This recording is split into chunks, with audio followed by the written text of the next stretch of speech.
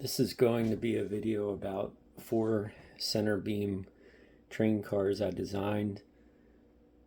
I might split it into 2 parts. As usual, I don't do any editing, and I'll try to move the train car around to show some more of the details.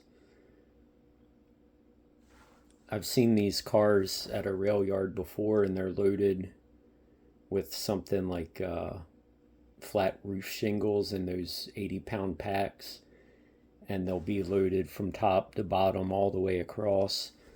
But I take some liberties with the design, and I also don't want to cover up all the inner part.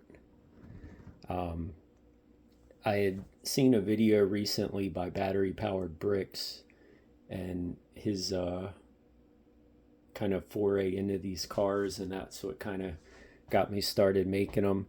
I didn't use any instructions. You kind of know something's running down the middle.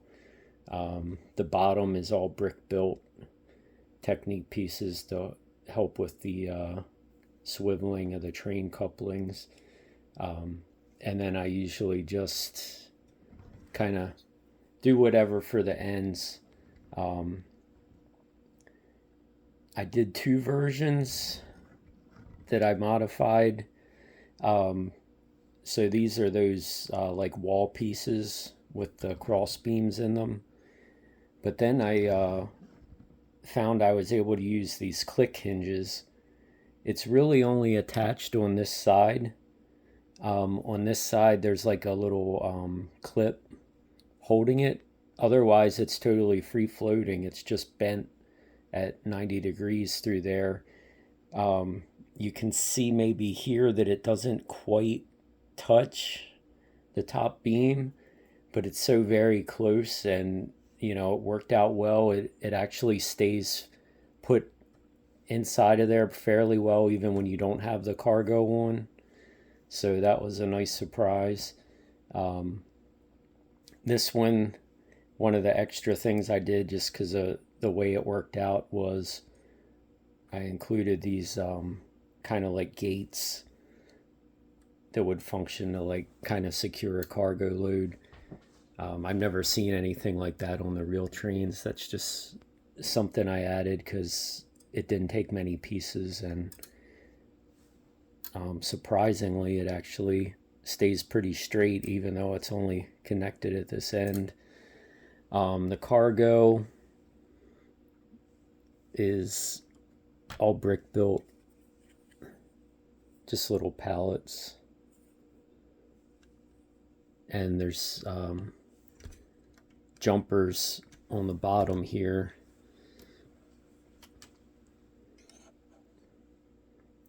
So the center beam is dead center, so that means you have 2.5 studs on the outside. So I use jumper plates, that way the load is still flush with the beam, which also creates a nice look too, because you have this little bit of overhang here. And whenever you can do something that's offset a half stud, it just helps it look more realistic and less like Lego. These cars, I went really overboard with the tiling and everything. I usually don't do that. I don't mind having some regular stud showing, but it just made sense to do it with this, and I have plenty of the black pieces. I included these ladders on the side. When the wheel's straight, it meets up with them. I don't know if you can see that there. They wouldn't exist on the real car either. People aren't walking up there manually to load these. I'll show that end here, if I can do it without knocking down other stuff. The black cars, it's always hard to see the detail.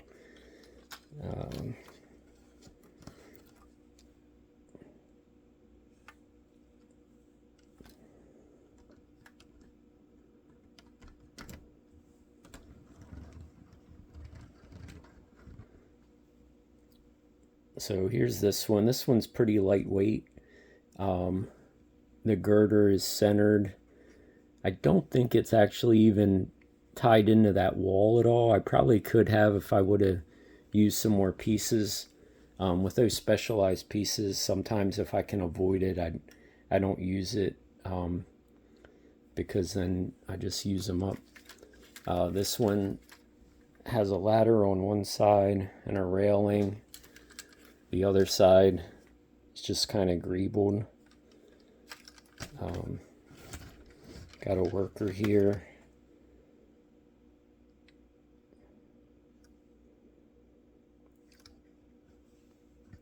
These, what do they call them? I know they use them for chocolate bars, but I can't remember the name of them, but this is the only color I have them in bulk. I found like the scraps on a brick wall one day. And I like how those look in a stack. Kind of reminds me of like firebricks. And you can see on this side a little bit more of how the inner section pieces are. I also connected a chain for the cargo on this one. Thought it made sense to go over the treasure chests. This package here I kind of imagined is stacks of those roof shingle packs,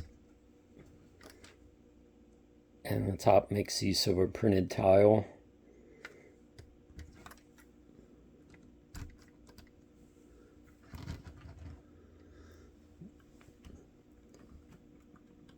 Here's a yellow version, a similar car. Same kind of cargo. Lots of jumper plates. Did something different for the bottom. The ends.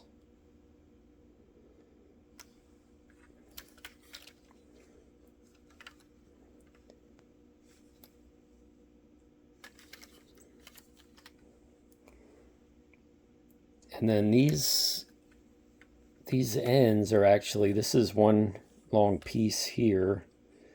I'm not sure what they came with. I was able to get them off of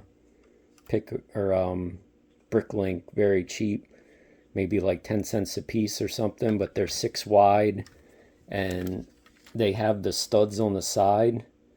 So it's built up here, but there's like a row of studs on each side.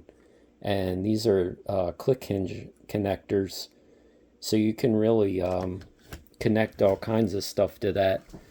So I knew they'd be useful for something. I've used them for like bridges in the frame and a few other things, but definitely something I'd like to incorporate into more trains, especially being that they're already 6 wide. You could use it to make like a bar connected across. So I'll probably try some stuff like that too. And then here's the last one, light gray model. I was kind of going for a tarp look here on this cargo.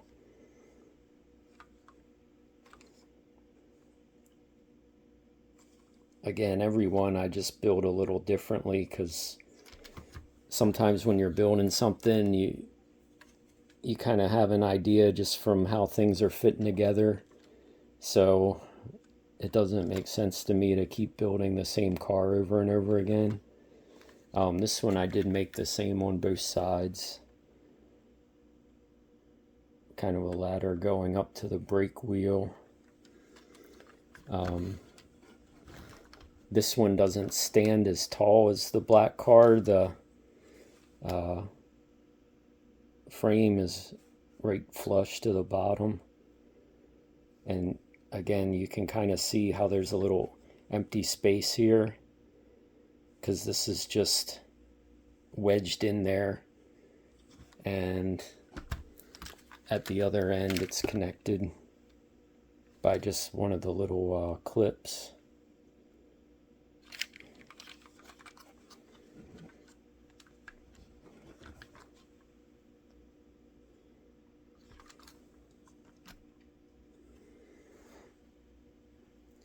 And I think that's about all I have to show for these.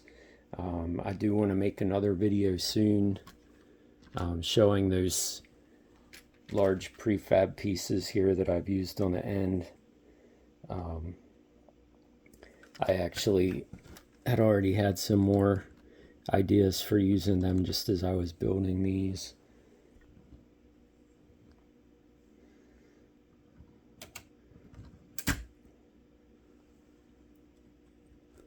This one as well is just kind of free floating, I believe. There's no studs on the top of this, so you're kind of limited to how you can connect that. But again, it's connected in the middle. Once the freight's on, that kind of helps hold it in place.